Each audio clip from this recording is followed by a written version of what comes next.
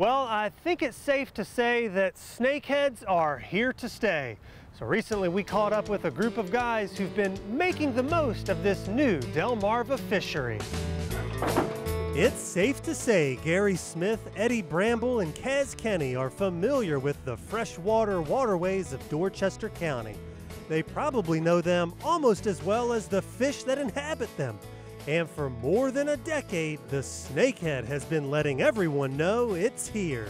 A lot of people didn't know about snakeheads for the longest time. Like I said, Kaz caught his first one around 2009, and it took until probably 2016 or 2017 before people really started to listen about the way snakeheads have taken over. And so we've really tried to help build awareness of how much these things have moved in here, and we really want more people fishing for them to get people to make room for the native fish.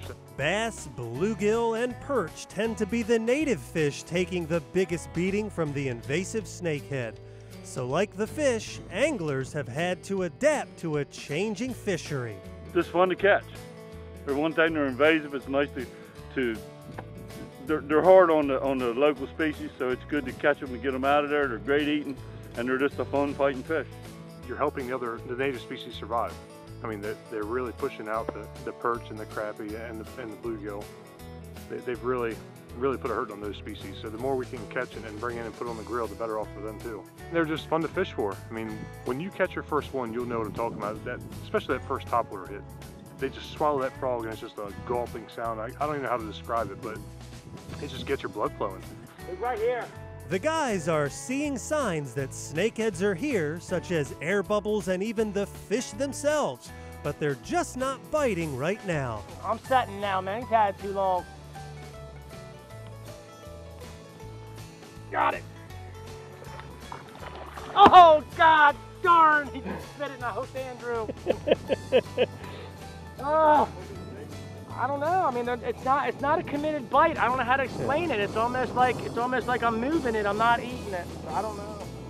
However, there's one fish ready and willing to take the bait.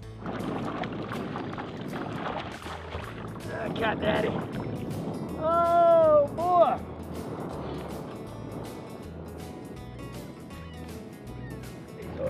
Cat.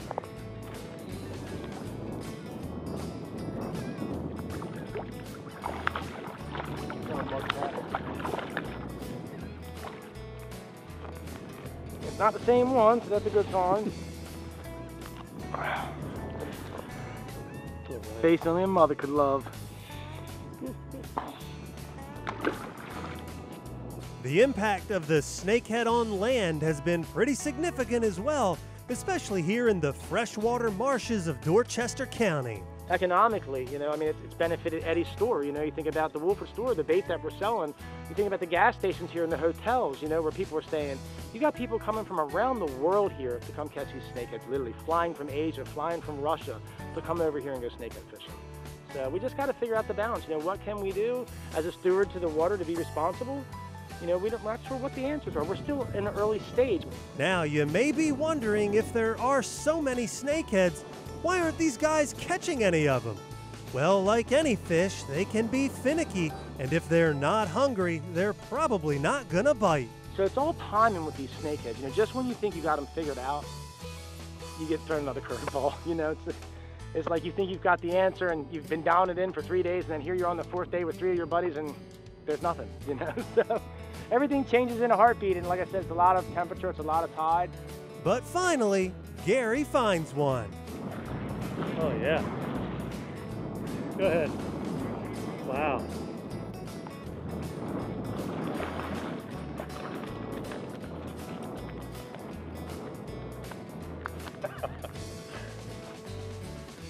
They don't win no beauty contest, that's for sure. Yeah. What do you think? I jumped him out of that grass there, and I saw him swimming over there, and I cast it in front of him, and he just slammed it when he come across in front of him.